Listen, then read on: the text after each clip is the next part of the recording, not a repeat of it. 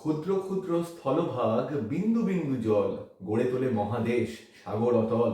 তা ছোট্ট ছোট্ট জিনিসের সমাহারে একটা একটা বিরাট বড় প্রকৃতি তৈরি হয়। তা অঙ্ক জিনিসটা কি? কেউ বলে যে অঙ্ক নাকি খুব একটা আঁকিবুকি জটিল হিসেব নিকেশ। সত্যি কি তাই? সেটা শুনেই তো আমরা অঙ্ককে ভয় পাই। আমি বলি এবং আরো অনেকে বলেন যে অঙ্ক আসলে একটা ভাষা, একটা ল্যাঙ্গুয়েজ, যে ল্যাঙ্গুয়েজে মানুষ তার চিন্তা ভাবনা দিয়ে প্রকৃতিকে প্রশ্ন করে, প্রকৃতিকে ব্যাখ্যা করে, প্রকৃতির সঙ্গে সম্পর্ক গড়ে তোলে, প্রকৃতির সঙ্গে তার নিজের মনের চিন্তার আদান প্রদান করে। সেই ভাষা হলো অঙ্ক। অঙ্ক কিভাবে শেখে? না, যে কোনো জিনিস মানুষ কিভাবে শেখে? মানুষ যখন জন্মায় তখন সে শুধু একটু হাত পা ছুঁড়তে পারে, দেখতেও পায় না, ভালো শুনতেও পায় না, হাঁটা চলা তো অনেক পরের কথা। তা আস্তে আস্তে আমরা কি করে হাঁটতে, দৌড়তে, ডিগবাজি খেতে শিখে যাই? না, আস্তে আস্তে এই প্রকৃতি থেকে এলিমেন্টস নিতে নিতে, সংগ্রহ করতে করতে, সেগুলোকে আত্মীকরণ করতে করতে, অ্যাসিমিলেট করতে করতে, নিজের মধ্যে মিশিয়ে নিতে নিতে আমরা আস্তে আস্তে যোগ্য থেকে যোগ্যতর হই। তো অঙ্ক শেখার যে ন্যাচারাল প্রসেস, সেটাও ঠিক সেই রকম। আস্তে আস্তে ধীরে সুস্থে নিজের যুক্তিতে শান দিতে হয়, যুক্তিকে বারবার ব্যবহার করতে হয়, বারবার ব্যবহার করে প্রবলেমকে ট্যাকল করতে হয়। করতে করতে একদিন মানুষ অঙ্ক শিখে যায়। অঙ্ক কি একটা অস্ত্র?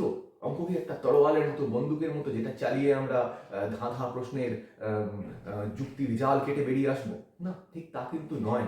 তা কিন্তু নয়। অঙ্ক ঠিক বাইরের জিনিস নয়। অঙ্ক ভালো করে শিখলে বোঝা যায় যে অঙ্ক আমাদের ভেতরের জিনিস। অঙ্ক আমাদের কোর স্ট্রেংথ। অঙ্ক আমাদের মগজের মাসল। অঙ্ক আমাদের ভেতর থেকে পুষ্ট করে, আমাদের প্রত্যেকটা সিচুয়েশনের জন্য, প্রবলেমের জন্য প্রিপেয়ার করে। এই হলো অঙ্ক শেখা। অঙ্ক মানুষের একটা একটা সার্ভাইভাল টুল। যেমন খাবার আমরা খেয়ে না খেলে বাঁচি না, ঠিক তেমন আমাদের মস্তিষ্ক অঙ্ক না করলে তার বুদ্ধিতে জং পড়ে যায়, তার বুদ্ধি ভোঁতা হয়ে যায়। এই হলো অঙ্ক। তা এখন আমরা ফিজিক্স দাদার ছাত্রছাত্রীদের অ্যাড্রেস করে বলছি যে আমরা এখন কি শিখতে যাচ্ছি? না, আমরা এখন ক্লাস 11-এর অঙ্ক শিখতে যাচ্ছি। ক্লাস 11 কেন 9-10 থেকে আলাদা? কারণ ক্লাস 11 হলো হায়ার স্টাডিজের দোরগোড়া। এই ক্লাস 11-এর অঙ্ক কিন্তু 9-10-এর থেকে অনেক বেশি পাল্টে যাবে।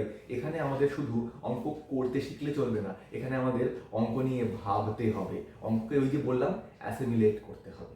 তা এখানে এখানে আমরা অঙ্ক তাহলে আমরা ধাপে ধাপে কিভাবে এগোবো? না, ওই একই উপায়। আমরা ছোট্ট ছোট্ট পদ্ধতি অনুসরণ করে করে এগোবো। কিন্তু একটা জিনিস মাথায় রাখতে হবে যে এই 11-এর যে প্রবলেমগুলো তোমরা ফেস করবে, সেখানে একটা ব্যাপার হবে। সেখানে কিন্তু এটা ধরে নেওয়া হবে যে তোমরা আগে থেকে বেশ কিছু জিনিস জেনে এসছো, যেগুলো তোমরা ফেস করবে, যে হয়তো তোমরা সত্যি সত্যি অত ভালোভাবে বুঝে আসোনি, বা হঠাৎ করে তোমাদের কাছে একটা জিনিস অচেনা লাগতে শুরু করবে। সেইটা যাতে না হয়, তাই আমার এই প্রথম অঙ্কের ক্লাসে আমি সেই রকম কিছু জিনিস কভার করব, যেগুলো একদম এসেনশিয়াল, কুইন্ট এসেনশিয়াল যাকে বলে, প্রত্যেকটা জিনিসে ওইগুলো লাগবেই লাগবে। তা শুরু করছি একটা একটা প্রবলেম দিয়ে, যে প্রবলেমটা আপাত দৃষ্টিতে একদম অবিশ্বাস্য রকমের কঠিন, কিন্তু একটা অ্যালজেব্রিক স্ট্র্যাটেজি যেটা আমরা এখন শিখবো, সেটা যদি অ্যাপ্লাই করি তাহলে কিন্তু এটা জল হয়ে যায়। তা কি বলছে অঙ্কটা? অঙ্কটা বলছে একটা ইনফিনিট সিরিজের সাম বার করতে হবে। 1-3-এর সাথে 1-8 যোগ করো, তার সাথে 1-15 যোগ করো, তার সাথে 1-24 যোগ করো, এরকম করতে করতে যোগ করতে করতে যাও, অসীম পর্যন্ত যদি অসীম পর্যন্ত যোগ করতে করতে যাই, তাহলে এর যোগফল কত হবে? তা কেউ যদি যোগ প্রথম থেকে করতে শুরু করে, এই দুটো নিয়ে যদি কেউ যোগ করে, তাহলে সে কি পাবে? না, নিচে পাবে 3-8-24, ওপরে পাবে 8-8-11, তারপর বাকি টার্মগুলো থাকবে, আবার এর সাথে যোগ করবে। কতদূর যোগ করবে? অসীম পর্যন্ত তো যোগ করা যায় না।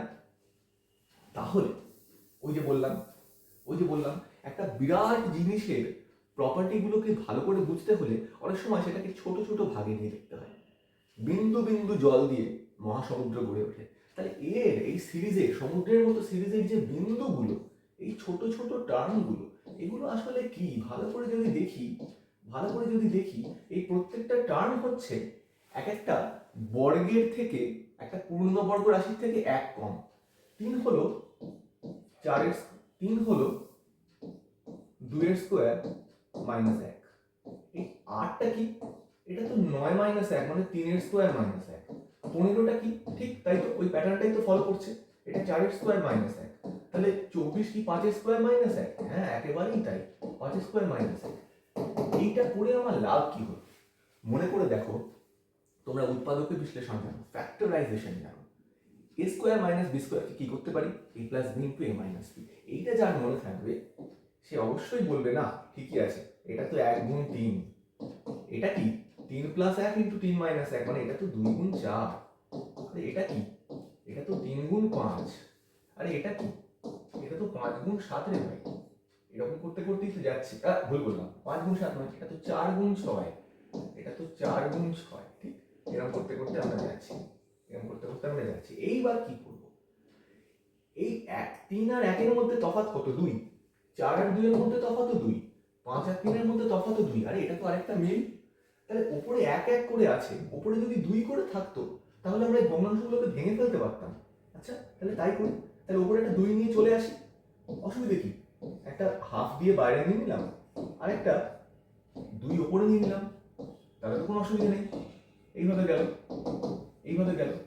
আচ্ছা এইবার তাহলে কি করা যায়, এইবার এই 2টাকে যদি আমি 3 মাইনাস 1 লিখি, এই 2টাকে যদি 4 মাইনাস 2 লিখি, তাহলে প্রত্যেকটা ভগ্নাংশ ভেঙে যাচ্ছে, প্রত্যেকটা ভগ্নাংশ ভেঙে যাচ্ছে, ভেঙে গিয়ে থাকছে কি, এটা হয়ে যাচ্ছে, প্রথমটা হয়ে যাচ্ছে 1 মাইনাস 1/3, তারপরেরটা হয়ে যাচ্ছে হাফ মাইনাস 1/4, তারপরেরটা হয়ে যাচ্ছে 1 3 মাইনাস 1 5, তারপরেরটা হয়ে যাচ্ছে 1 4 মাইনাস 1 6। আরে এরকম করতে করতে অসীম পর্যন্ত চলে গেলে আমি দেখছি এই 1 3টা তো কেটে গেল এক জায়গায় গিয়ে, এই 1 4টাও তো এক জায়গায় গিয়ে কেটে গেল, তার মানে 1 5 1 6 এরা সবাই কেটে যাবে, পড়ে কি থাকবে, এই একটা পড়ে থাকবে আর এই হাফটা পড়ে থাকবে, এরা যোগ হয়ে হবে 3 এর 2 আর বাইরে আছে হাফ, মানে টোটাল হয়ে গেল 3 এর 4। তাহলে 3 এর 4 হলো এই বিরাট রাশিটার যোগফলের উত্তর। আর আমরা এটা কি করে পেলাম, না আমরা ওই যে জানতাম যে এটাকে ফ্যাক্টরাইজ করা যায়। তো এই ফ্যাক্টরাইজ করা, একটা বড় রাশিকে ছোট ছোট টার্মে ভেঙে ফেলা, এটা যদি করতে পারি তাহলে অনেক কিছু অ্যাচিভ করা যায়। তো এই ফ্যাক্টরাইজেশন হলো একটা বেসিক স্ট্র্যাটেজি, আমরা শুরু করবো আজকের ভিডিও এই ফ্যাক্টরাইজেশন দিয়েই। আরো একটা একই রকম ম্যাজিক দেখবো, আরো ভয়ঙ্কর দেখতে একখানা সিরিজ, 2 এর 3, 4 এর 21, 6 এর 91, 8 এর 273, আরে হচ্ছে এটা কি রে ভাই, এগুলোকে যোগ করবো তা অসীম পর্যন্ত, সম্ভব নাকি? সম্ভব, যদি এখানে প্যাটার্ন দেখতে পাই, এখানেও প্যাটার্ন আছে, প্যাটার্ন ধরবো কি করে, না উপরের রাশিগুলো তো ঠিক আছে 2 4 6 8 ডবল ডবল হতে হতে যাচ্ছে, বোঝা যাচ্ছে, নিচের গুলো 3 21 91 273, আরে কোনো মাথামুন্ডু নেই, কিন্তু মাথামুন্ডু আছে। আমি যদি দেখি প্রথম টার্ম 3, আচ্ছা ঠিক আছে, পরের টার্ম 21, আরে অনেক বেড়ে গেল, কতটা বাড়লো, প্রথম টার্ম এটা কি স্কোয়ারের হিসেবে বাড়লো, না স্কোয়ারের হলে 1 হলে 2 স্কোয়ার 4 হয়, 3 স্কোয়ার 9 হয়, 4 স্কোয়ার 16 হয়, এটা অনেক বেশি বাড়ছে, কিউবের হিসেবে বাড়ছে, 1 2 এর কিউব মানে 8, 3 এর কিউব মানে 27, 4 এর কিউব মানে 64, না অনেক বেশি, তাহলে কি টু দি পাওয়ার 4 এর হিসেবে বাড়ছে, হ্যাঁ হতে পারে, 4 হলে 1 two the power 4 1, 2 two the power 4 হচ্ছে 16, 3 টু দি পাওয়ার 4 হচ্ছে 81, 4 টু দি পাওয়ার 4 হচ্ছে 256, তাহলে হ্যাঁ 4 এর অর্ডারে এটা যাচ্ছে, কিন্তু 4 এর অর্ডারও পুরোপুরি মিলছে না, তাহলে কি 4 এর অর্ডারের সঙ্গে আরো কিছু, তিনটা কি, তিনটা হচ্ছে 1 two the power 4 plus 1 square plus 1, ঠিক আছে, 21টা কি এই প্যাটার্নে যাচ্ছে নাকি, দেখি তো এটা 2 two the power 4 plus 2 square plus 1 হয় কিনা, হ্যাঁ হয়, 16 আর 4 এ 20 আর 1 এ 21, 91 কি, 91 কি তাহলে 3 টু দি পাওয়ার 4 প্লাস 3 এর স্কোয়ার প্লাস 1, আচ্ছা এটাও মিলে গেল, সত্যি তো 81 আর 9 90 আর 1 তো 91, ঠিকই আছে, তাহলে পরপর সব মিলে গেল।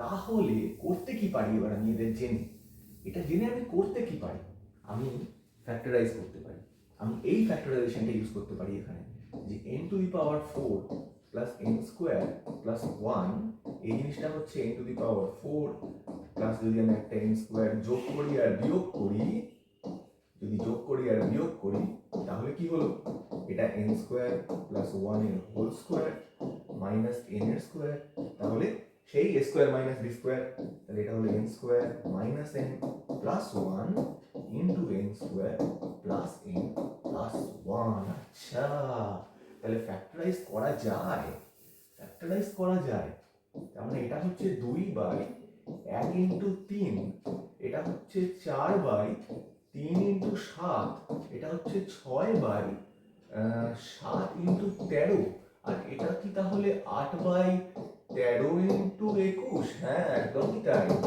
একদমই তাই, তাহলে এই 2 কে আমি লিখতে পারি 3 মাইনাস 1, তাহলে প্রথম টার্মটা হয়ে যাবে 1 মাইনাস 1/3। 4 কিন্তু 7 মাইনাস 3, তাহলে এটা হয়ে যাবে 1 এর 3 মাইনাস 1 এর 7। 6 কিন্তু 13 মাইনাস 7, তাহলে এই টার্মটা হয়ে যাবে 1 এর 7 মাইনাস 1 এর 13। তাহলে তো বোঝাই যাচ্ছে এটা হচ্ছে 1 এর 13 মাইনাস 1 এর 21। তাহলে এক বাদে সব কটা টার্ম কেটে কুটে ভ্যানিশ হয়ে গিয়ে এই অঙ্কের উত্তর হবে 1, ইউনিটি, আমাদের সব থেকে পরিচিত সব থেকে প্রিয় সংখ্যা 1 নম্বর। তাহলে এখানে কোন ট্রিক কাজ করলো? না এখানেও সেই ফ্যাক্টরাইজেশন। আরো অনেক রকম ফ্যাক্টরাইজেশন হয় যেগুলো আমরা এখন পরপর সব শিখবো। করে কি করে ফ্যাক্টরাইজেশন? ইন জেনারেল কাকে ফ্যাক্টরাইজ করি আমরা? না একটা পলিনোমিয়াল এক্সপ্রেশন কি করি, ভয় পাওয়ার কিছু নেই। পলিনোমিয়াল মানে কি? একটা একটা এক্স এর একটা এক্স যদি একটা বীজগাণিতিক অজানা রাশি হয়, তাহলে তার উপর একটা যে কোনো রাশি এরকম আমি যদি বলি x square minus X plus 1, তাহলে এটা একটা পলিনোমিয়াল। এটা কিরকম পলিনোমিয়াল? একটা দ্বিঘাত পলিনোমিয়াল, কোয়াড্রাটিক যাকে আমরা বলি। কিউবিক হতে পারে, x cube minus 3x square plus 6x minus 1, এটা একটা কিউবিক। 4 পাওয়ারের হতে পারে, যত খুশি পাওয়ারের হতে পারে, এদেরকেই আমাদের ফ্যাক্টরাইজেশন করা শিখতে হবে। তো প্রথম কথা হচ্ছে বীজগণিতের একটা প্রথম কথা হচ্ছে, যদি px একটা পলিনোমিয়াল হয় আর যদি x এর কোনো ভ্যালু a এর জন্য ওই পলিনোমিয়ালটা ভ্যানিশ করে যায়, মানে 0 হয়ে যায়, তাহলে x মাইনাস a অবশ্যই তার একটা উৎপাদক হবে। তার একটা উৎপাদক হবে কেন? যে কোনো জিনিস জানার পর আমাদের প্রশ্ন করতে হবে কেন এরকম হয়। তো ভালো কথা, যদি ধরলাম পলিনোমিয়ালটা px, তাকে যদি আমি x মাইনাস a দিয়ে ভাগ করি, তাহলে কি হবে? একটা ভাগফল হবে। ভাগফলটাকে আমি বললাম qx, q for quotient, plus একটা ভাগশেষ হবে, তাকে আমি বললাম রিমাইন্ডার। তা আমি যদি একটা পলিনোমিয়ালকে ভাগ করি, তাহলে ভাগফল ভাগশেষ সেই দুটো পলিনোমিয়াল হবে, তাদের ঘাত কম হবে, ডিগ্রি কম হবে। এই ডিগ্রি কি জিনিস, অর্ডার কি জিনিস, এসব ব্যাপারে আমরা পরে আসবো। তাই যদি হয়, এবার আমি জানি যে x এর জায়গায় a বসালে এটা 0 হয়, তা বসিয়ে দিলাম a, দুদিকে a বসিয়ে দিলাম, p a ইকুয়াল টু এখানে কি a মাইনাস a মানে 0 into q of a plus r of a। এটা তো 0, তাহলে প্রথম টার্মটা 0, তাহলে r of a equal to p of a। p of a মানে কি? ওই যে 0, তাহলে r of a equal to 0। ও তার মানে x এর ভ্যালু a হলে যদি p 0 হয়, তাহলে x মাইনাস a দিয়ে ভাগ করলে রিমাইন্ডার কত হবে? রিমাইন্ডার হবে 0। রিমাইন্ডার হবে 0, আর রিমাইন্ডার 0 মানে কি? ভাগ করলে মিলে যাচ্ছে। তাহলে x মাইনাস a দিয়ে px কে ভাগ করলে যদি ভাগটা মিলে যায়, কোনো ভাগশেষ না থাকে, তাহলে x মাইনাস a হলো px এর একটা উৎপাদক। এটাই তো আমরা প্রমাণ করতে চেয়েছিলাম। এটা অ্যালজেব্রার একদম বেসিক জিনিস। এবার এইটাকে এর উপর নির্ভর করে আমরা উৎপাদকের বিশ্লেষণ করব। সিম্পল ডেমনস্ট্রেশন দিয়েছি। এই যদি একটা দ্বিঘাত রাশি হয়, তাহলে একে উৎপাদক করার জন্য ওই ভ্যানিশিং মেথড আমরা ইউজ করব কি করে? আমরা এমন একটা সংখ্যা মনে মনে খুঁজে বার করব, x এর এমন একটা মান যেটা বসালে এই জিনিসটা ভ্যানিশ করে যায়, মানে 0 হয়ে যায়। এখানে সেরকম একটা মান তো বুঝতেই পারছি, 1 আর 2 এর 3 মাইনাস 3 0, তাহলে x ইকুয়াল টু 1 এর জন্য এটা ভ্যানিশ করে যায়। তাহলে x মাইনাস 1 হবে এর একটা উৎপাদক। তো x মাইনাস 1 কে উৎপাদক রেখে আমি এই রাশিটাকে লিখবো কি করে? সেটা লেখা খুব সহজ। না x স্কয়ার প্রথমে নিলাম, x মাইনাস 1 কে উৎপাদক রাখতে হবে, তাহলে আমি এখানে একটা মাইনাস x করলাম, কারণ x কমন নিলে x মাইনাস 1 হয়। এবার দেখো এখানে টোটাল আছে মাইনাস 3x, আমি নিয়েছি মাইনাস x, তাহলে ব্যালেন্স করার জন্য আমাকে আরো মাইনাস 2x নিতে হবে, আর লাস্টে কনস্ট্যান্ট টার্মটা প্লাস 2। এবার আমি এক কাজ করি, এখান থেকে x কমন নিই, x মাইনাস 1, এখান থেকে মাইনাস 2 কমন নিলে অবধারিতভাবে x মাইনাস 1ই থাকবে, এটা মিলতে বাধ্য। তাহলে এটা হয়ে গেল x minus 1 into x minus 2। খুব বেসিক একটা ভ্যানিশিং মেথডে ফ্যাক্টরাইজেশন, জাস্ট এটা ডেমনস্ট্রেট করার জন্য, এটা বোঝাবার জন্য যে এইভাবে জিনিসটা কাজ করে। এবার আমরা এটা উৎপাদককে কাজে লাগাবো। বেসিক উৎপাদক a square minus b square. কি করে করব? সবাই জানে a plus b into a minus b, কিন্তু আমাকে বুঝতে হবে এটা এলো কোথা থেকে, আমি এটাকে নিয়ে এলাম কোথা থেকে। না ভ্যানিশিং অ্যাপ্লাই করছি।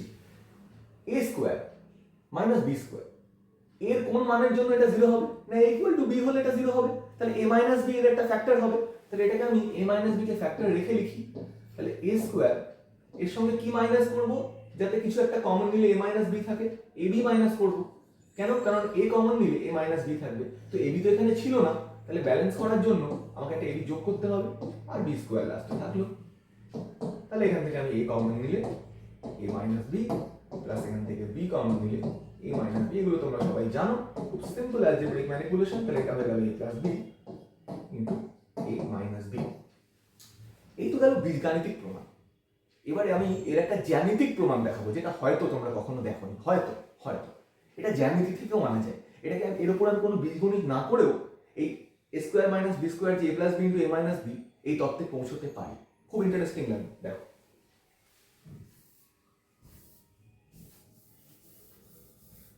এ স্কোয়ার মাইনাস বি স্কোয়ার দুটো পূর্ণবর্গ রাশির ডিফারেন্স। জ্যামিতিতে আমি পূর্ণবর্গ রাশিকে কি দিয়ে দেখি না, একটা স্কোয়ার দিয়ে দেখি, একটা বর্গক্ষেত্র। তা আমি একটা বর্গক্ষেত্র কল্পনা করি, একটা বর্গক্ষেত্র যার বাহুগুলোর দৈর্ঘ্য হচ্ছে এ, যার বাহুগুলোর দৈর্ঘ্য হচ্ছে এ, তাহলে ক্ষেত্রফল হচ্ছে এ স্কোয়ার, এর ক্ষেত্রফল হচ্ছে অবশ্যই এ স্কোয়ার। আর বি, বি বাহুর আরেকটা বর্গক্ষেত্র আমি এর ভেতরে কেটে নিলাম, যার বাহুগুলোর দৈর্ঘ্য হচ্ছে বি। তাহলে এই ছোট বর্গক্ষেত্রটা দৈর্ঘ্য হচ্ছে বি, প্রস্থ বি, তাহলে এটা বি স্কোয়ার হচ্ছে এর ক্ষেত্রফল।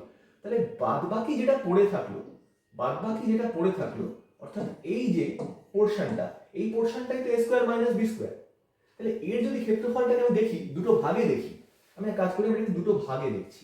এরকম দুটো আয়তক্ষেত্রে আমি ভেঙে নিলাম। এই আয়তক্ষেত্রটার ক্ষেত্রফল কত? কেউ আমাকে বলতে পারতো এই আয়তক্ষেত্রটার ক্ষেত্রফল কত? না দৈর্ঘ্য গুণ প্রস্থ, এর দৈর্ঘ্য কত? এর দৈর্ঘ্য এ, আর এর প্রস্থ কত? না এ মাইনাস বি, তাহলে এ মাইনাস বি। আর এইটুকু, এর ক্ষেত্রফল কত? এর এর দৈর্ঘ্য হচ্ছে বি, প্রস্থ হচ্ছে এ মাইনাস বি, তাহলে এর ক্ষেত্রফল হচ্ছে B into A minus B. তাহলে এই দুটো মিলে কত হলো? A into A minus B plus B into A minus B. তার মানে এ মাইনাস বি কমন নিলে A minus B into A plus B. এটাই তো আমরা চেয়েছিলাম, এটাই তো স্কোয়ার মাইনাস বি স্কোয়ার। এটাই তো এ সাইজের একটা বর্গক্ষেত্র থেকে বি সাইজের একটা বর্গক্ষেত্র বাদ দিলে যা থাকে সেই রাশিটা। তো জ্যামিতি দিয়েও ফ্যাক্টরাইজেশন হয়, কেমন মজা। হয়তো কেউ কেউ জানতে, যারা জানতে না তাদের জন্য এটা একটা খুব গুরুত্বপূর্ণ ইনসাইট। এইভাবেও বীজগণিতকে দেখা যায় এবং উচ্চতর গণিতে বারবার আমাদের এই এই এই যে এই যে অন্যভাবে দেখা, এই জিনিসটা বারবার কাজে লাগবে। অঙ্কের একটা বিরাট দিক হচ্ছে একটা জিনিসকে বিভিন্ন রকম ভাবে দেখা।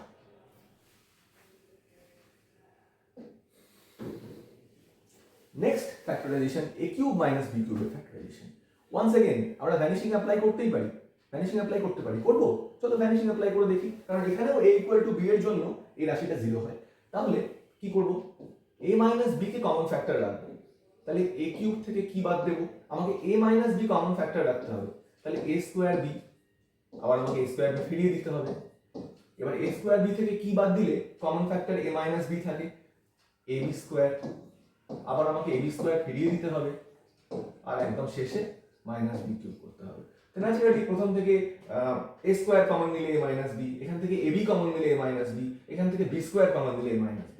তাহলে এটা হয়ে গেল a square into a minus b plus ab into a minus b plus b square into a minus b। তাহলে টোটাল হয়ে গেল a minus b into a square plus ab plus b square. এ তো গেল জ্যামিতি, এ তো গেল বীজগণিত, এ তো গেল বীজগণিত। এটাকেও কি জ্যামিতিতে দেখানো যায়? হ্যাঁ স্যার, এটাকেও জ্যামিতিতে দেখানো যায়, কিন্তু এবার কিউব আছে। এবার আর সমতলে থাকলে হবে না, এবার একটু আমাদের 3 ডাইমেনশনে ভাবতে হবে। আমি জানি না তোমরা এটা কতটা পছন্দ করবে বা না করবে, কিন্তু এটা একটা দুর্দান্ত ইনটিউশন এবং I am quite sure, I am quite confident যে কেউ কোনোদিন এটা কোনো বইতে দেখোনি। ক্লাসের কথা তো ছেড়েই দিলাম, এইটাকে জ্যামিতি দিয়ে প্রমাণ করব, এইটাকে জ্যামিতি দিয়ে প্রমাণ করব। তাহলে এ কিউবকে ভাবতে হলে আমাদের একটা ঘনক ভাবতে হবে, ঘনক ভাবতে হবে। একটা ঘনক কল্পনা করি, একটা ঘনক কল্পনা করি, তাই না? একটা ঘনক কল্পনা করতে হবে আমাদের। ঘনক কিন্তু অত সহজ জিনিস নয়, ঘনক জিনিসটা অত সহজ নয়, মনে মনে ভাবা। ঘনক জিনিসটা মনে মনে ভাবা অত সহজ নয়। এই একটা ঘনক যার প্রত্যেকটা বাহু হচ্ছে এ। এবার এর মধ্যে আমি আরেকটা ঘনক কেটে নিচ্ছি যার প্রত্যেকটা বাহু হচ্ছে বি, যার প্রত্যেকটা বাহু হচ্ছে বি, যার প্রত্যেকটা বাহু বি। আমি এরকম আরেকটা ছোট ঘনক এর মধ্যে কেটে নিলাম যার প্রত্যেকটা বাহু হচ্ছে বি। এইবার আমার কি করতে হবে না, বাকি যেটা আছে তার আয়তনটা বার করতে হবে। এ কিউব মাইনাস বি কিউব, তার আয়তন বার করতে হবে। সেটা বার করতে হলে কি করি? আবার আমি ভাগ করে নিই, না এটাকে আমি ওপর দিকে তুলে দিই, এটাকে আমি ওপর দিকে তুলে দিই, এদিকে নিয়ে নিই, এদিকে নিয়ে নিই, এদিকে নিয়ে নিই। তাই এই যে পোর্শনটা আমি পেলাম, এই যে পিলারটা, পিলারটাকে বি কে একটা পিলার মনে করো ঘরে, পিলারটাকে ছাদ অব্দি তুলে দিলাম। ছাদ অব্দি তুললে এই একটা পোর্শন হলো আমার। এই পোর্শনটার আয়তন কত হবে না এই পোর্শনটার এই বাহুটা কত a মাইনাস বি, পুরোটা a ছিল, এটা b ছিল, এটা a মাইনাস বি। আর এই যে পার্শ্বতল তার ক্ষেত্রফল কত না বি স্কোয়ার, কারণ এটা বি স্কোয়ার ছিল। তাহলে এই ছোট যে পিলারটা, পিলারের বাকি অংশটা, সেটার ক্ষেত্রফল হয়ে গেল কি না সেটার আয়তন হয়ে গেল কি না a minus B into B square. আচ্ছা, এবার এই পিলারটাকে আমি এই সাইডে বাড়িয়ে দিই, এই পিলারটাকে আমি এই সাইডে বাড়িয়ে দিই। এই পিলারটাকে এই সাইডে বাড়িয়ে দিলে, এই পিলারটাকে যদি পুরো এই সাইড অব্দি নিয়ে যায়, তাহলে এই যে পোর্শনটা থামটা এদিকে দাঁড়ালো, তার আয়তন কি দাঁড়ালো? এটা মনে মনে ভাবার ব্যাপার, এটা কিন্তু সবসময় ছবিতে দেখানো যায় না, গ্রাফিক্সে দেখানো যায় 3D তে অবজেক্টকে এদিক ওদিক রোটেট করে, কিন্তু আমি প্রেফার করি এটা মনে মনে কল্পনা করা। এবার এই যে পোর্শনটা এদিকে পড়ে থাকলো, তার ক্ষেত্রে এই দৈর্ঘ্যটা কত না a মাইনাস বি, অবশ্যই এটা a মাইনাস বি। আর তার এই লম্বাটা কত, এই লম্বাটা হচ্ছে a, এই লম্বাটা হচ্ছে a। এই যে ছোটটা এটা a মাইনাস বি, আর এটা কত, এটাও এটাও a মাইনাস বি, এটাও a মাইনাস বি। তাহলে a মাইনাস বি, না ভুল বললাম, এইটা হচ্ছে b, এইটুকু হচ্ছে b, কারণ এটা তো এর সাথে আছে, এইটুকু b, এই পুরোটা হচ্ছে a, আর এইটা অবশ্যই পুরোটা a মাইনাস এটা b, তাহলে এটা a মাইনাস b। তাহলে এই যে পাশের এই পিলারটাকে বাদ দিয়ে পাশের যে পোর্শনটা, সেই পোর্শনটার আয়তন হচ্ছে ab into a minus b, তাহলে a minus b into ab। আর এর পেছনে যে পোর্শনটা পড়ে থাকলো, মানে এই পিলারটা এবং এই দিকে পুরোটা নিয়ে ছেড়ে দিয়ে ঘরের যেটুকু পোর্শন পড়ে থাকলো সেইটা, তাহলে এই পোর্শনটা হচ্ছে এই দৈর্ঘ্যটা আবার a মাইনাস বি, পুরোটা a, এইটুকু b, তাহলে এইটুকু a মাইনাস বি, এই পুরোটা a, এই পুরোটাও a, তাহলে এটা হলো a into a minus B, তাহলে a minus B into a square. তিনটেকে যদি যোগ করি, এটাই তো বাকি আয়তন, তিনটেকে যোগ করে দেখো a মাইনাস বি কমন চলে গেল, a square plus ab plus b square, a square plus ab plus b square. কেমন মজা না, দিস ইজ কোয়াইট আনবিলিভেবল। এটা প্রথম দর্শনে অবিশ্বাস্য মনে হতে পারে, কিন্তু না, অঙ্ক এভাবেই কাজ করে। প্রত্যেকটা অ্যালজেব্রিক এক্সপ্রেশনের একটা একটা সিগনিফিকেন্স আছে, সেটা সবসময় জিওমেট্রিক হতে হবে এমন কোনো কথা নেই। এই ক্ষেত্রে জিওমেট্রিক সিগনিফিকেন্স আছে, কিন্তু অনেক ক্ষেত্রে অন্যরকম সিগনিফিকেন্সও থাকতে পারে। উচ্চতর অঙ্কের ক্ষেত্রে এবং একটু অ্যাডভান্স লেভেলের প্রবলেম সলভিং এর ক্ষেত্রে আমাদের খেয়াল রাখতে হবে যে একটা জিনিসকে অনেক রকম ভাবে দেখা যায়, আমাদের দেখতে শিখতে হবে, এটাই কিন্তু আসল অঙ্ক শেখা।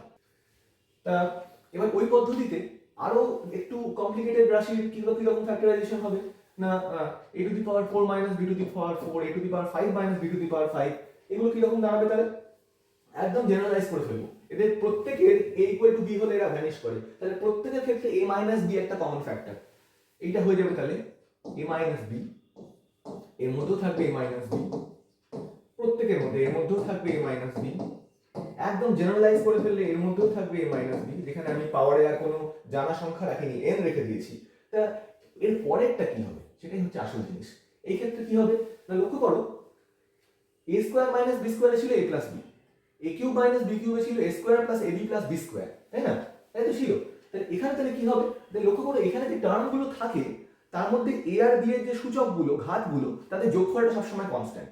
a b 1 1, a square 2, ab 1 আর 1 2, b স্কোয়ার 2, তাহলে 2 কনস্ট্যান্ট ওখানে। তাহলে এখানে কি হবে, চারের ক্ষেত্রে 3 কনস্ট্যান্ট থাকবে, তাহলে a cube plus a square b, দেখো 2 আর 1 3, প্লাস ab স্কোয়ার 1 আর 2 3, প্লাস b কিউব, একদম এটাই হবে। এক্ষেত্রে কি হবে নিজেরাই করে নিতে পারবে, a to the power 4 plus a cube b plus a square b square plus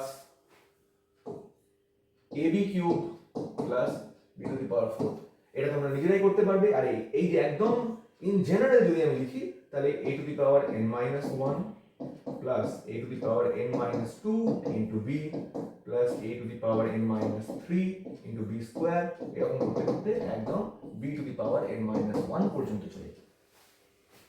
যখনই আমরা কিছু করবো অঙ্কে, আমাদের লক্ষ্য থাকবে ব্যাপারটাকে জেনারেলাইজ করা, মানে একদম 1 2 3 4 থেকে n অবধি এনে জিনিসটাকে দেখা, তাহলে শেখা কমপ্লিট হবে।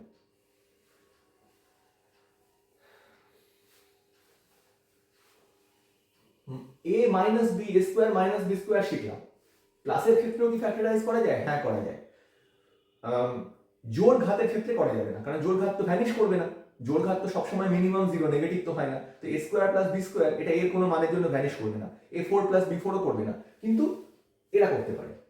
কখন না A minus B, A equal to যদি মাইনাস বি হয় তাহলে এটা ভ্যানিশ করে যাবে। তাহলে A equal to minus B হলে এটা ভ্যানিশ করবে, তাহলে এ প্লাস বি এর একটা ফ্যাক্টর হবে, তাহলে অবশ্যই এটা হবে এ প্লাস বি গুণ, এবার A cube minus B cube হলে কি হতো, A square minus AB plus B square, তাহলে বি এর জায়গায় মাইনাস বি বসিয়ে দেবো, তাহলে এটা হয়ে যাবে A square minus AB plus B square. ঠিক বি এর জায়গাতে মাইনাস বি বসিয়ে দিলে আমার কাজ হয়ে যাবে। এ প্লাস বি, এখানে কি হবে, এখানে পাওয়ার 5 আছে, তাহলে এ টু দি পাওয়ার 4 দিয়ে শুরু হবে, minus A cube B plus A square B square minus A B cube plus B to the power 4। এরকম ভাবে বাকিগুলো করে নিতে পারবে তোমরা। এটা শুধু বিজোড় ঘাতের ক্ষেত্রে এই প্লাস থাকলে তখন ফ্যাক্টরাইজ করা যাবে, জোড় ঘাতের ক্ষেত্রে যদি প্লাস থাকে ফ্যাক্টরাইজ করা যাবে না, কারণ ওখানে ভ্যানিশিং অ্যাপ্লিকেবল হবে না।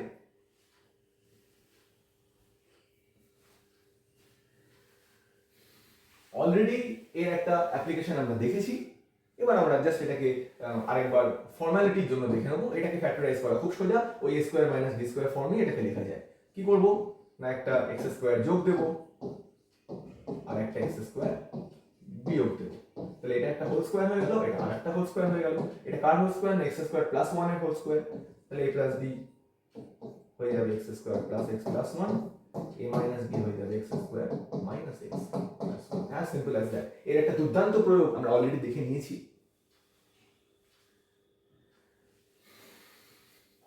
কে সিরিজ, কে সিরিজ এটা একটা বিশেষ ধরনের ফ্যাক্টরাইজেশন, যখন ভ্যানিশিং কাজ করে না। সবসময় যে ভ্যানিশিং কাজ করবে এমন নয়, ভ্যানিশিং যখন কাজ না করে তখন যদি এই ধরনের কোয়ার্টিক বলে এগুলোকে বা বাইকোয়াড্রাটিক বলে, কারণ এখানে এক্স এর পাওয়ার হচ্ছে 4, এরকম যদি আমাদের কাছে আসে যেখানে এক্স স্কোয়ারের কোএফিসিয়েন্টটাকে এইভাবে লেখা যায় আর কনস্ট্যান্ট টার্মটাকে একটা পারফেক্ট স্কোয়ার হিসেবে লেখা যায়, তখন একে আমরা ফ্যাক্টরাইজ করতে পারি। কেন পারি না, এই যে x two the power 4 plus 2c x square plus c square minus k square x square, দেখো এটা একটা পূর্ণবর্গ রাশি। কার স্কোয়ার এটা x স্কোয়ার প্লাস c এর হোল স্কোয়ার, আর এটা কার স্কোয়ার, এটা kx এর স্কোয়ার, তাহলে এই জিনিসটা কি দাঁড়াবে x square plus kx plus c x square minus kx plus c। এটাও খুব গুরুত্বপূর্ণ, মাথায় নিয়ে চলতে হবে আমাদের। সবসময় যে ভ্যানিশিং হবে এমন নয়, কোনো কোনো ক্ষেত্রে যদি 4 আর 2 এর গল্প থাকে, x এর ঘাত 4 আর 2 এর গল্প থাকে, তাহলে আমরা চেষ্টা করব কনস্ট্যান্ট টার্মটা যদি একটা পারফেক্ট স্কোয়ার হিসেবে পাই, একটা k এমন খুঁজে বার করতে যাতে x স্কোয়ারের সহগটা 2c k স্কোয়ার ফর্মে লেখা যায়। এর প্রয়োগ আমরা দেখাবো আস্তে আস্তে, যখন আমরা আরো একটু ইনভার্স ট্রিগোনোমেট্রি শিখবো, একটু ক্যালকুলাস শিখবো, তখন এর প্রয়োগ আস্তে আস্তে সামনে উঠে আসবে। আমি আজকের জন্য এর প্রয়োগটা মুলতুবি রাখছি, কারণ এর প্রয়োগ দেখানোর জন্য আমাদের আরো একটু এগোতে হবে, কিন্তু এই ফ্যাক্টরাইজেশনটা তোমরা এখন বুঝতে পারবে।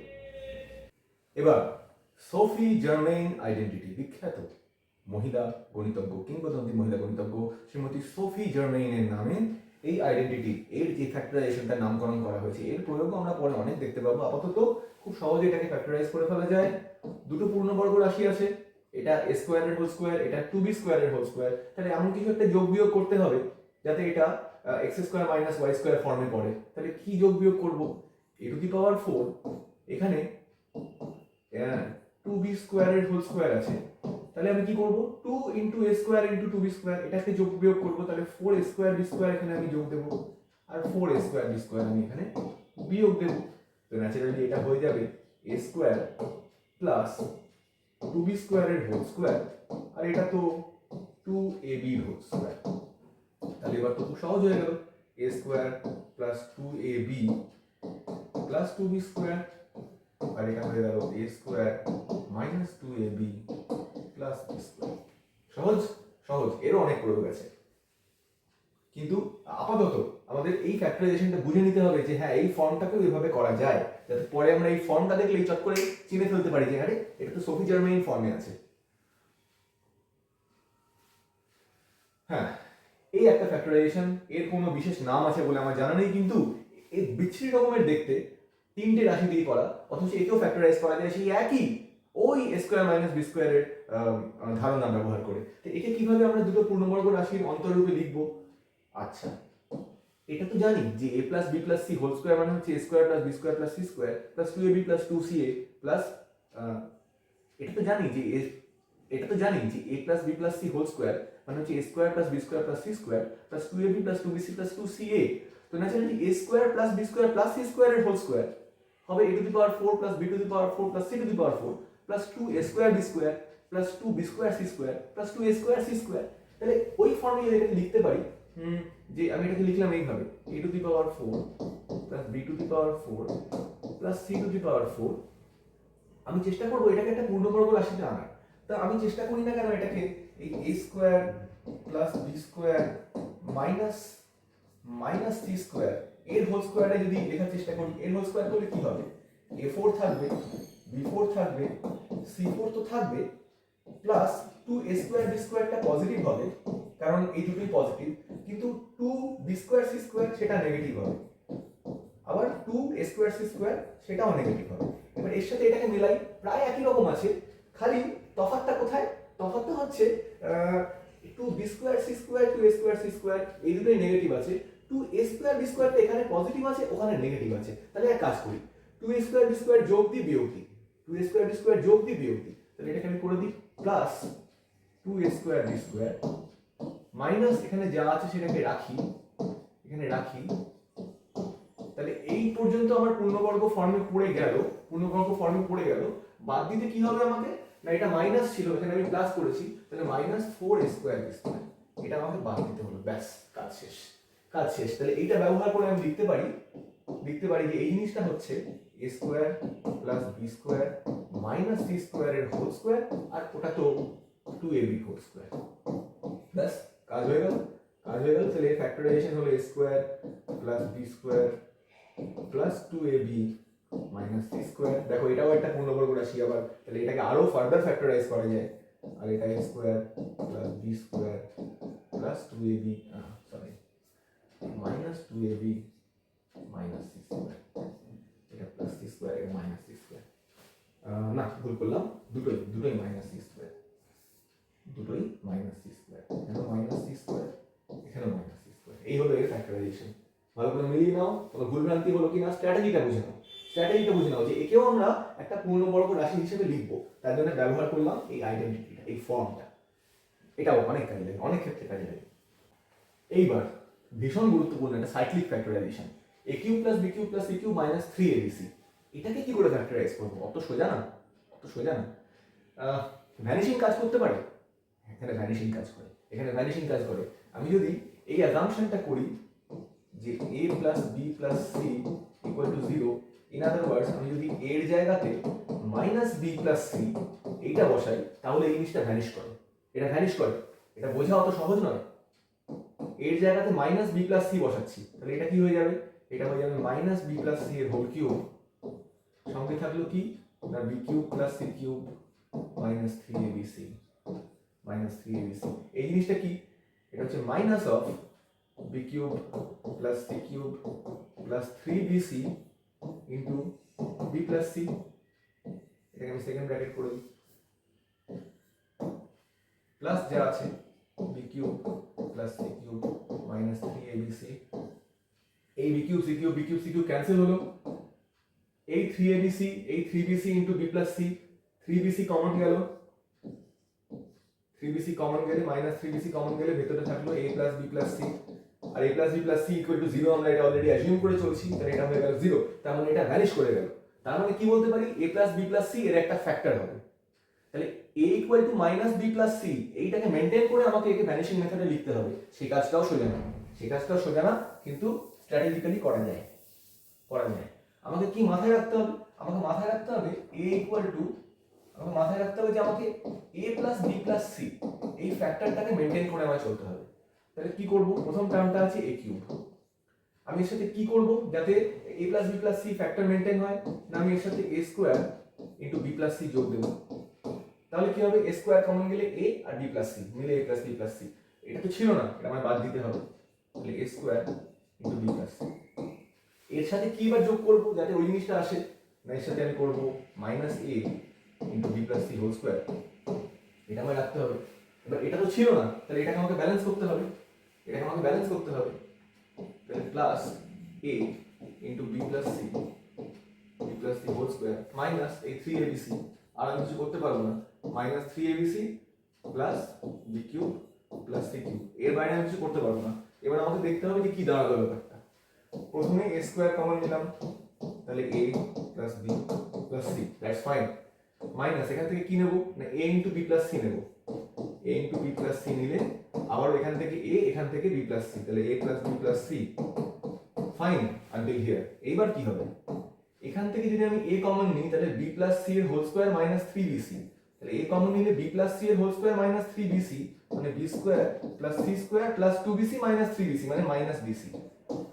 আর এই লাস্টে যেটা পড়ে আছে একে তো ফ্যাক্টর করা যায়, b কিউব প্লাস c কিউবের ফ্যাক্টরাইজেশন তো আমরা অলরেডি জানি, তাহলে এটা হচ্ছে b প্লাস c ইনটু এই জিনিসটাই b square plus c square minus bc। এইবার কিছু একটা দাঁড়ালো, তাহলে সব টার্মের মধ্যে থেকে a plus b plus c common যাচ্ছে। a plus b plus c যদি এখান থেকে প্রথম টার্মটা তাহলে কি হলো a square into a plus b plus c, তারপর minus ab plus ac into a plus b plus c। আর এইবার যদি আমি এই b square plus c square minus bc common নিই তাহলে এখান থেকে a আর এখান থেকে b প্লাস c, মানে a plus b plus c, তাহলে টোটাল কি দাঁড়ালো a plus b plus c আমি আলাদা নিলাম, এখান থেকে এলো a স্কয়ার, এখান থেকে এলো b square plus c square, এখান থেকে এলো মাইনাস ab মাইনাস ac, আর এখান থেকে মাইনাস bc, তাহলে minus ab minus bc minus ac। এই হলো cyclic factorisation of a cube plus b cube plus c cube minus 3abc। ভীষণ ইম্পর্টেন্ট জিনিস, বহু জায়গায় কাজে লাগে, কোথায় কোথায় না কাজে লাগে, ট্রিগোনোমেট্রিতে এত কাজে লাগবে, কমপ্লেক্স নাম্বারসে এত কাজে লাগবে বলে বোঝানো যাবে না, সারাক্ষণ এটা আমাদের সঙ্গে নিয়ে চলতে হবে। আর এই হলো এর ফ্যাক্টরাইজেশনের মূল ব্যাপার, কাঠামো, কোথা থেকে এলো এটা। আচ্ছা, এবার যেটা শিখলাম ওই a cube plus b cube plus c cube minus 3abc, ওটাকে কাজে লাগিয়ে আর একখানা ফ্যাক্টরাইজেশন। এখানে দেখো তিনটে এমন রাশির কিউবের সাম দেওয়া আছে যাতে যোগ করলে 0 হয়, এই যে x minus Y, Y minus Z, Z minus X, এদের যোগ করলে তো 0 হয়ে যায় সব কেটে কুটে। তাহলে আমি যদি এই রাশিটাকে a বলি, এই রাশিটাকে যদি আমি b বলি, এই রাশিটাকে যদি c বলি, তাহলে a plus b plus c equal to 0। আর আমরা জানি কি a plus b plus c equal to 0 হলে a cube plus b cube plus c cube minus 3abc equal to 0 হয়, মানে এটা ইকুয়াল টু 3abc হয়। তাহলে এবার এখানে abc এর জায়গাতে এদের বসিয়ে দিলেই তো আমার কাজ শেষ। তাহলে বাঁ দিকটা হয়ে গেল এক্স্যাক্টলি এইটা, আর ডান দিকটা কি হয়ে যাবে 3 into x minus y into y minus z into z minus x, as simple as that। যেহেতু এদের তিনটেকে যোগ করলে 0 হয়, আর আমরা অলরেডি জানি যে এমন তিনটে রাশি এদের যোগ করলে 0 হয়, তারা এই সম্পর্কটা মেনে চলে, তাহলে এরাও এই সম্পর্কটা মেনে চলবে। তাহলে ফ্যাক্টরাইজেশন তো হয়ে গেল, দেখো এটা ফ্যাক্টর ফর্মেই চলে এসেছে, এর মধ্যে কোনো হাতি ঘোড়া নেই। কিন্তু এটাও বারবার ঘুরে ফিরে অনেক জায়গাতে আসবে, মনে রাখতে হবে এবং আত্মস্থ করতে হবে। এবার আমরা একটু জ্যামিতিতে যাব। জ্যামিতির মধ্যে এমন কিছু জিনিস আছে যেগুলো আমাদের জানা ভীষণ দরকার, কিন্তু আমরা অনেক সময়গুলোকে পাত্তা দিই না এবং মনে রাখি না। সেই কোন ছোটবেলা থেকে জেনে আসছি অ্যাঙ্গেল কোন, কি জিনিস এই অ্যাঙ্গেল, কি জিনিস এই অ্যাঙ্গেল, কখনো ভেবে দেখেছি? ডিস্টেন্স তো বুঝি, এক বিন্দু থেকে আরেক বিন্দুর যে দূরত্ব, সরলরৈখিক দূরত্ব, সেটা হলো ডিস্টেন্স, এটা আমরা বুঝি। কিন্তু অ্যাঙ্গেল কি জিনিস, চলো একটু বোঝার চেষ্টা করি, ভাবার চেষ্টা করি। অ্যাঙ্গেল কখন তৈরি হয়? মানে আমি এই বিন্দু থেকে যাওয়া শুরু করলাম, যাচ্ছি যাচ্ছি যাচ্ছি, সোজা যাচ্ছি, কোনো অ্যাঙ্গেল তৈরি হচ্ছে। এখান থেকে যদি কেউ আমাকে দেখে, সে দেখবে আমি কিন্তু দিক পাল্টাচ্ছি না, অর্থাৎ সরল রেখায় চলছি। যেতে যেতে যেতে যেতে হঠাৎ করে যদি আমি দিকটা পাল্টাই, যদি এই দিকে যাওয়া শুরু করি, বলবে কি হলো, কি হলো না আমি দিক পাল্টে ফেলেছি। এদিকে যাচ্ছিলাম, এখন এদিকে না গিয়ে আমি হঠাৎ করে দিক পাল্টে ফেলেছি। কি তৈরি করেছি? কোণ তৈরি করেছি। তাহলে অ্যাঙ্গেল কখন তৈরি হয়? যখন আমরা ডাইরেকশন পাল্টাই। তাহলে অ্যাঙ্গেল জিনিসটা কি? অ্যাঙ্গেল জিনিসটা হলো direction, change in direction. Angle হলো দিকের পরিবর্তন। দূরত্ব কি? দূরত্ব হলো পজিশনের পরিবর্তন, যদি একই দিকে যায়। কিন্তু যদি একই দিকে না যায়, তাহলে দুটো জিনিস একসাথে পরিবর্তিত হয়, দূরত্বও পরিবর্তিত হয়, আবার অ্যাঙ্গেলও পরিবর্তিত হয়। এই কনসেপ্টটা কিন্তু মেকানিক্সে বিশেষ করে এবং ফিজিক্সে বহু জায়গায় কাজে লাগে, আমাদের ক্যালকুলাসও অনেক জায়গায় কাজে লাগে। এইভাবে যদি অ্যাঙ্গেলটাকে বোঝার চেষ্টা করি, অ্যাঙ্গেল কি? অ্যাঙ্গেল হলো ডাইরেকশন। এবার এটা কাজে লাগিয়ে তোমাদের খুব জানা একটা প্রমাণ, যে ত্রিভুজের তিনটে অন্তঃস্থ কোণের সমষ্টি হচ্ছে 2 সমকোণ, এটা প্রমাণ করব। খুব মজার জিনিস। একটা ত্রিভুজ আছে এবিসি, আমি দেখাতে চাই যে ভেতরের কোণগুলো a plus B plus C equal to হচ্ছে 2 সমকোণ। তা এবার এটাকে আমরা ওই অ্যাঙ্গেলের ওই কনসেপ্ট থেকে ভাবি যে অ্যাঙ্গেল আসলে কি জিনিস। তো মনে করো যে আমি এই দিকে যাচ্ছিলাম, তো যদি সোজা যেতাম তাহলে আমার এই রাস্তা বরাবর চলে যাওয়ার কথা, তা গেলাম না, আমি এখান থেকে অ্যাঙ্গেলটা ঘুরে এই দিকে চলে এলাম। তাহলে আমি যাচ্ছিলাম এই দিকে, কিন্তু না গিয়ে আমার অ্যাঙ্গেলের চেঞ্জ হলো এইটা। কত অ্যাঙ্গেলে চেঞ্জ হলো তাহলে? এই পুরোটা 180 ডিগ্রি, আর এইটুকু হচ্ছে এ, তাহলে এই অ্যাঙ্গেলটা কত? 180 মাইনাস এ। তাহলে আমার অ্যাঙ্গেলের চেঞ্জ হলো 180 ডিগ্রি মাইনাস এ, সেটা এই পয়েন্টে হলো। তাহলে এবার এদিকে যাচ্ছিলাম, যাওয়ার কথা এদিকে, ঘুরে এলাম এদিকে, কত হলো অ্যাঙ্গেলের চেঞ্জ? এবার অ্যাঙ্গেলের চেঞ্জ হলো 180 মাইনাস সি।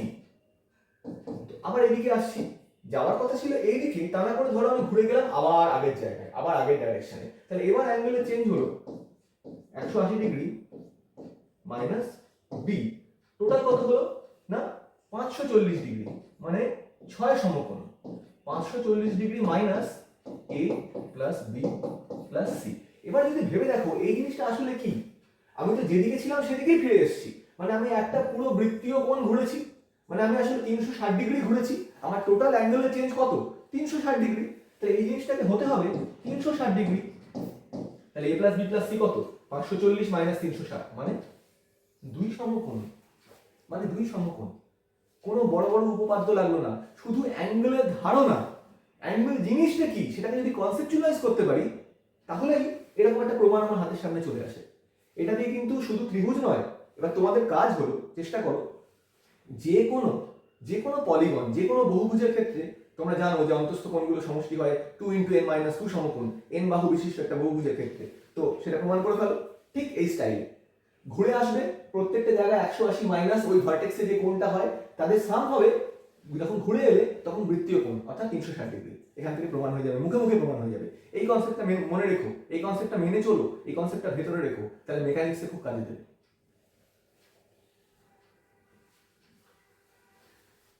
এবার একটা জিনিস যেটা আমাদের বেসিক জ্যামিতিতে শেখার কথা, কিন্তু আমরা শিখি না, কিন্তু পরে কোঅর্ডিনেট জিওমেট্রিতে, বিশেষ করে জেই মেন্স অ্যাডভান্সে ডাব্লিউবি জেই ক্ষেত্রে ভীষণ কাজে লাগবে। পাওয়ার অফ আ পয়েন্ট। এখানে পাওয়ার মানে কিন্তু একটা পয়েন্টের শক্তি না, এখানে পাওয়ার অফ আ পয়েন্ট মানে হচ্ছে একটা বৃত্তের রেসপেক্টে একটা বিন্দু, তার অবস্থান। বিন্দুটা যদি বৃত্তের কেন্দ্র থেকে ডি দূরত্বে অবস্থান করে, আর বৃত্তের ব্যাসার্ধ যদি আর হয়, তাহলে এই যে কোয়ান্টিটিটা D square minus R square, একে আমরা বলি power of the point. Power of a point কখন পজিটিভ হয় না? যখন ডি গ্রেটার দেন আর হয়, মানে যখন বিন্দুটা বৃত্তের বাইরে থাকে। পাওয়ার অফ আ পয়েন্ট কখন জিরো হয় না? যখন বিন্দুটা বৃত্তের ঠিক উপরে থাকে, অর্থাৎ ডি ইকুয়াল টু আর হয়, তখন power of a point zero. আর যদি ভেতরে চলে আসে, তাহলে আর গ্রেটার দেন ডি, তাহলে D square minus R square negative হয়ে যায়, তখন আমি বলি নেগেটিভ পাওয়ার। তো এই তো গেল পাওয়ার অফ আ পয়েন্টের ডেফিনিশন। এবার একটা মজা দেখো, আমি যদি এ থেকে একটা ট্যানজেন্ট টানি, স্পর্শক টানি, তাহলে স্পর্শকের দৈর্ঘ্য কত হবে? এই দৈর্ঘ্য এলটা কত হবে না? L square equal to D square minus R square হবে। কারণ এটা তো একটা সমকোণী ত্রিভুজ, যার ভূমি হচ্ছে আর, অতিভুজ হচ্ছে এল, আর লম্ব হচ্ছে ডি।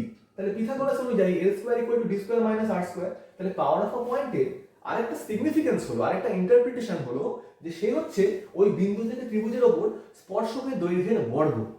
এবার এটা মেনে চলে আমরা পাওয়ার অফ আ পয়েন্ট থিওরেমটা প্রমাণ করব। থিওরেমটা কি না? থিওরেম হচ্ছে এই যে বৃত্ত, এই বৃত্তের ওপর যদি একটা বহিস্থ বিন্দু থেকে আমি যে কোনো একটা কর্ড টানি, যে কোনো একটা লাইন টানি, সে একটা কর্ড উৎপন্ন করবে। এখানে আমি এগুলো নাম দিয়ে দিচ্ছি, এ বি সি ইত্যাদি নাম দিয়ে দিলাম, কেন্দ্রের একটা নাম দিলাম ও।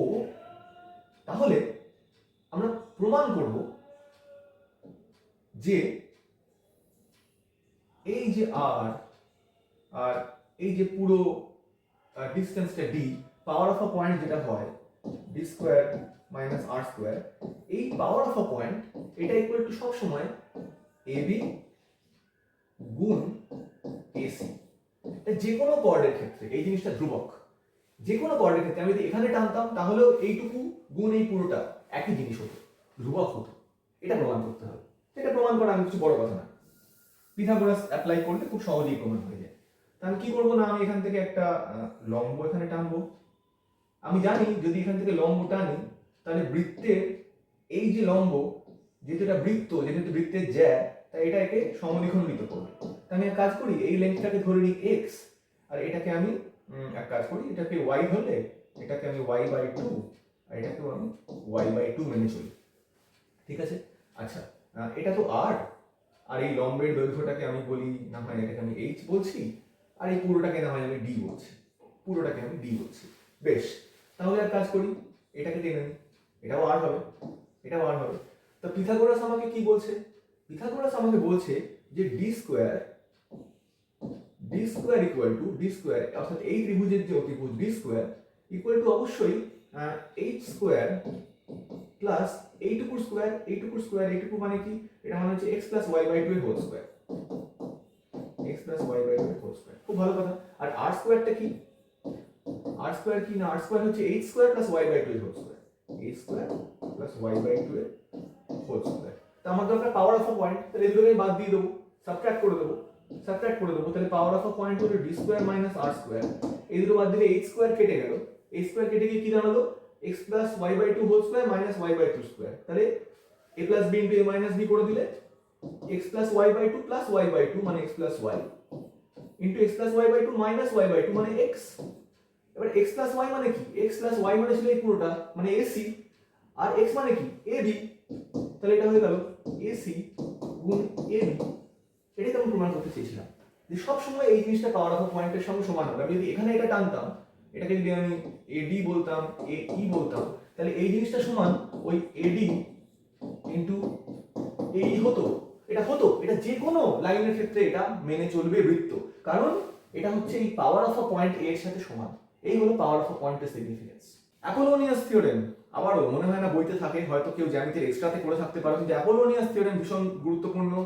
ত্রিভুজের ধর্মাবলী বলে একটা চ্যাপ্টার আসবে আমাদের ত্রিকোণমিতিতে, সেখান থেকে যেই মেন্স অ্যাডভান্সে WBJEE তে যে অঙ্ক থাকে বা আরো অ্যাডভান্স পরীক্ষায় যে অঙ্ক থাকে, অ্যাপোলোনিয়াস থিওরেম কিন্তু অনেক জায়গায় কাজে লেগে যায়। কি বলছে অ্যাপোলোনিয়াস থিওরেম? না ABC যে কোনো একটা ত্রিভুজ, D হচ্ছে BC বাহুর মধ্যবিন্দু, মানে AD হচ্ছে একটা মিডিয়ান বা মধ্যমা। তো যদি এই বাহুটাকে x বলি, এটাকে y বলি, এই দুটোকে আমি n বলছি আর এটাকে m বলছি, তাহলে অ্যাপোলোনিয়াস থিওরেম বলছে যে x square plus y square equal to 2 into m square plus n square. এই সম্পর্কটার কথা অ্যাপোলোনিয়াস বলছে। তো ঠিক আছে, প্রমাণ করার চেষ্টা করি। কি করব না, পিথাগোরাস লাগাবো। এক কাজ করি, একটা পারপেন্ডিকুলার ড্রপ করলাম। পারপেন্ডিকুলারের লেন্থ না হয় আমি h বললাম, আর এই ছোট্ট যে অংশটা হলো তাকে না হয় আমি p বললাম। তা আমাকে x স্কয়ার আর y স্কয়ার আলাদা করে নিতে হবে। তো দেখি x স্কয়ারকে কি বানানো যায়। x স্কয়ার অর্থাৎ এই ত্রিভুজটার অতিভুজ, সে হচ্ছে h স্কয়ার প্লাস এইটুকুর স্কয়ার মানে h স্কয়ার, আর এইটুকু মানে হচ্ছে n মাইনাস p তার whole square, n minus p whole square. তেমন y স্কয়ার জিনিসটা কি দাঁড়াচ্ছে? y স্কয়ার হচ্ছে এই ত্রিভুজের অতিভুজ, তাহলে h স্কয়ার প্লাস এইটুকুর হোল স্কয়ার মানে n প্লাস p এর whole square, h square plus n plus p এর হোল স্কয়ার। তো আমি যোগ করে দিই, কারণ আমাকে তো এখানে আসতে হবে না, x square plus y square আসতে হবে। কি হবে? দুটো যোগ করে দিলাম, তাহলে 2h স্কয়ার। এটা যোগ করলে কি হবে? n square plus p square minus 2np, n square plus p square plus 2np, plus 2np minus 2np কেটে গিয়ে 2n square plus 2p square. আচ্ছা, 2 তো কমন চলে গেল, 2 কমন চলে গেলে কি হলো? 2 into h square plus p square plus n square. এবারে এই h square plus p square এই জিনিসটা কি? এই ত্রিভুজটা যদি দেখি, h square plus p square মানে তো m স্কয়ার, হয়ে গেল 2 into m square plus n square. পিথাগোরাসের প্রমাণে আমার কাজ হয়ে গেল। কিন্তু এই জিনিসটা, এই সিম্পলিফিকেশনটা আমাদের মনে রাখা দরকার। অনেক প্রমাণ আমরা এর পাবো, অনেক প্রমাণ পাবো আমরা, অনেকের অ্যাপ্লিকেশন পাবো, অ্যাপ্লিকেশন পাবো।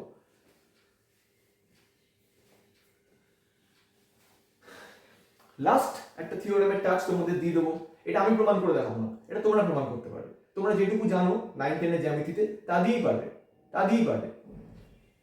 টলেমি থিওরেম কি বলছে? একটা বৃত্তস্থ চতুর্ভুজ আছে, বৃত্তস্থ চতুর্ভুজে চারটে বাহু যদি a b c R d হয়, আমি যদি তার দুটো কর্ণ টানি, কর্ণ দুটোর দৈর্ঘ্য যদি আমি e আর f বলি, তাহলে ac plus bd equal to ef।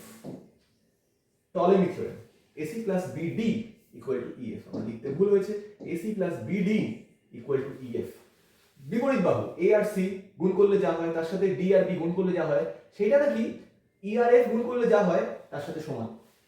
AC plus BD equal to EF, Ptolemy theorem, বিখ্যাত থিওরেম, কয়েক হাজার বছর পুরনো থিওরেম, আজও সমানভাবে প্রাসঙ্গিক এই থিওরেম, বহু জায়গায় এর অ্যাপ্লিকেশন আছে। আমি চাইবো এই প্রমাণটা তোমরা পাবো। ক্লু কি দেবো? ক্লু দেবো না, একটা যে কোনো বৃত্ত চাপের ওপর অবস্থিত যে কোনো কোণ সমান। এই চাপটা যদি আমি ধরি, এর ওপর অবস্থিত এই কোণটা আর এই কোণটা অবশ্যই সমান।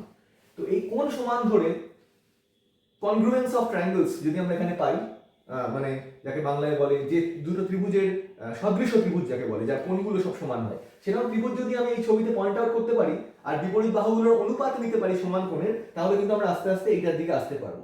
এই কাজটা আমি তোমাদের দিলাম।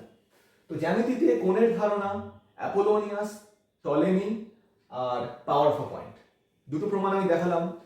টলেমি থিওরেমের প্রমাণ আমি তোমাদের কাছে এক্সপেক্ট করবো যে কেউ আমাকে কমেন্টে লিখে বলবে যে স্যার এই প্রমাণটা আমি পেরেছি, এইভাবে পেরেছি, আমি এটা তোমাদের কাছে এক্সপেক্ট করবো। আর ফ্যাক্টরাইজেশন সম্বন্ধে যা যা বললাম সেগুলো সব মনে রাখার দরকার এবং ভালো করে বোঝা দরকার। ভিডিওটা বারবার দেখো। হ্যাঁ, নোট তো আমি দিয়ে দিতেই পারি, এই ভিডিওর ওপর খুব যে মারাত্মক কিছু নোট হবে এমন নয়।